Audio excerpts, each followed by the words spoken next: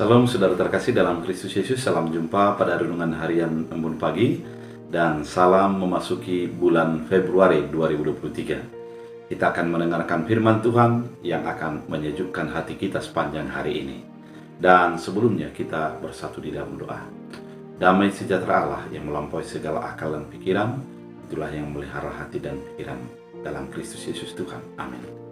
Saudara terkasih, firman Tuhan untuk kita dari Yesaya 66 ayat 3 dalam bahasa Batak Angkola dikatakan, "Hape anggu bangsui roha-rohana do dipambaini, anggu dihalahi makol kon lombu sarupa dodohot makol kon jolma, makol kon anak ni biri-biri dos dodohot na manipul kon rukung ni anjing, makol kon haul gandum sarupa dodohot makol kon muda ni babi, manutung hamoyan dos dodohot mempersomba patung, harani sarupa songon halahi na mandalat kon dalam nasandiri jana rohana pe maka gioti gana-ganaan."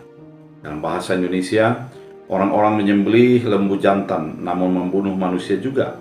Orang mengorbankan domba namun mematahkan batang leher anjing. Orang mempersembahkan korban sajian namun mempersembahkan darah babi. Orang mempersembahkan kemeyan namun memuja berhala juga. Karena itu sama seperti mereka yang lebih menyukai jalan mereka sendiri dan jiwanya menghendaki dewa kejijikan mereka. Demikian firman Tuhan.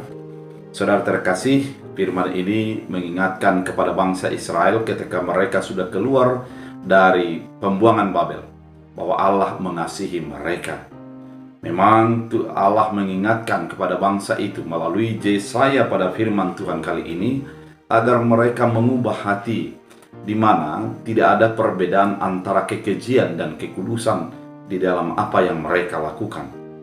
Karena memang kehidupan mereka melakukan ibadah namun juga melakukan kejijikan daripada Allah, melakukan yang baik namun dibaliknya itu adalah melakukan kejahatan-kejahatan, mempersembahkan kurban namun juga adalah melakukan keji-kejian di hadapan Allah. Dalam kehidupan orang percaya sering juga melakukan hal seperti itu. Di dalam jabatan kerohanian umpamanya, dia adalah memiliki kekudusan di dalam namanya, namun perilakunya adalah perilaku kejijikan yang tidak mencerminkan daripada kekudusan itu. Atau orang di dalam beribadah, melakukan ibadah kelihatan kusut, namun ketika selesai ibadah, kekejian dan menyakiti hati Allah tetap dilakukan.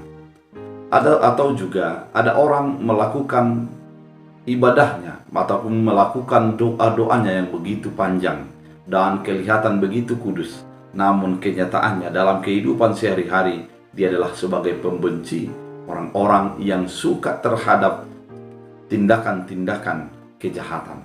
Namun firman ini mau mengingatkan, marilah menjadi orang yang berintegritas, yang sama yang dikatakan dengan apa yang dilakukan, sama antara iman dan perbuatan itu sendiri. Iman bukan hanya sebagai ornamen, tapi iman itu menunjukkan kuasa dan kebenaran Allah.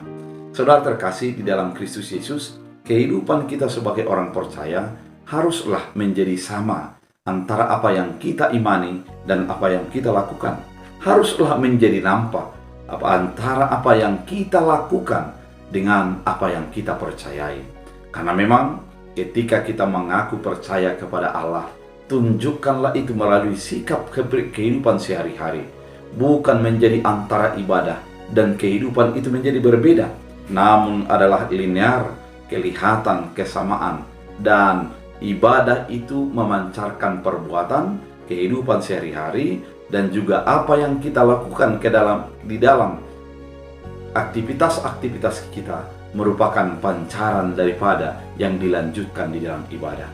Keadaan yang demikian memperlihatkan kehidupan sebagai orang yang tetap menjunjung tinggi firman Allah dalam kehidupannya.